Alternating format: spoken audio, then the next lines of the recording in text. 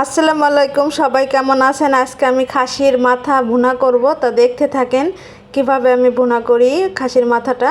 তা হইতেছে আমি পেঁয়াজ আর গরম মশলা, তেজপাতা, দারচিনি এগুলো হইতেছে ভাইজে নিছি।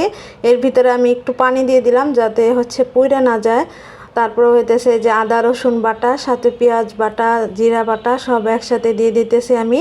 এখন হইতেছে এটাকে দিয়ে ভালো করে ভুনা করে নিতে হবে, মশলাটা কষাই নিতে হবে। এখন আমি দিয়ে দিতেছি স্বাদ মতো লবণ। দেখেন এই পাতিলটা এত নড়াচড়া করতেছিল, কথা শুনতেছে না। দেখেন কেমন কি অবস্থা। এই পাতিলটা আমি আসলে গেছিলাম, বাণিজ্য মেলায় গেছিলাম, সেইখান থেকে নিয়েছিলাম আরও 2-3 বছর আগের কথা। এখন আমি দিয়ে দিতেছি হলুদের গুঁড়া, এরপরে মরিচের গুঁড়া দিয়ে দিব আমি। এরপরে ভালো করে কষাই নিব। তা হইতেছে এই পাতিলটা আরও কিছু অনেক জিনিস আনছিলাম বাণিজ্য মেলা থেকে, তা ওরকমভাবে ব্যবহার করা হয় না, তবে মাঝে মাঝে এই পাতিলটায় আমি রান্না করি। এখন দিয়ে দিতেছি আমি যে মরিচের গুঁড়া। এখন আমি সুন্দর করে কষাই নিব।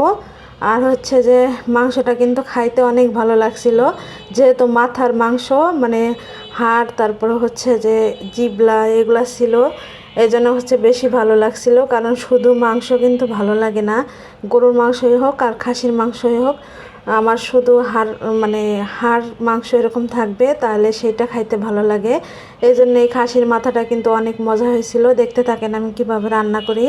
তা সবাই কেমন আছেন অবশ্যই জানাবেন। আর ভাইয়া পুরো ভিডিও দেখেন, তবে কমেন্ট করেন না কেন?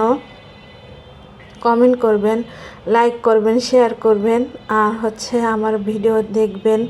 সবাই আমরা আসলে একসাথে এগিয়ে যাব, সবাই সবার ভিডিও দেখব, লাইক কমেন্ট করব, তাহলে আমরা এখান থেকে ভালো কিছু করতে পারবো। যাই হোক, এই দেখেন আমি যে মাথাটাকে সুন্দর করে কষাইতেছিলাম, আর এই পাতিলে আমি নিয়ে যে কি ভুল করছি। যাই হোক, তারপর আমার রান্নাটা অনেক সুন্দর হয়েছিল। এখন আমি দিয়ে দিতেছি আলু।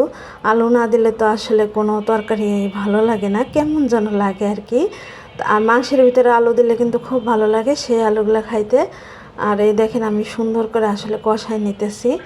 এরপর আর মানে একটু পরে আরও কমে যাবে আর কি, দেখবেন, দেখতে থাকেন আর কি। দেখেন রান্নাটা এত সুন্দর হয়েছিল।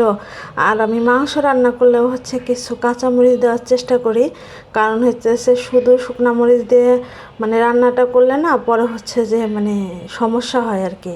এই জন্য যে কিছু কাঁচামরিচ দিয়ে দিলাম। এখন ভালো করে কষাই নিয়ে এখন আমি জলের পানিটা দিয়ে দিব। তা রান্নাটা কিন্তু দেখেন কি সুন্দর হয়ে গেছে। এখন আমি জিরার গুঁড়া আর একটু দিয়ে দিতেছি। তারপর যে এখন আমি আরও কিছুক্ষণ রান্না করে নিব। তা রান্নাটা কেমন হলো অবশ্যই জানাবেন। আর দেখতে যেমন লাগতেছে, খাইতেও কিন্তু অনেক ভালো লাগছিল। আমার ভিডিও কেমন লাগে অবশ্যই জানাবেন, সবাই পাশে থাকবেন। আল্লাহ হাফেজ।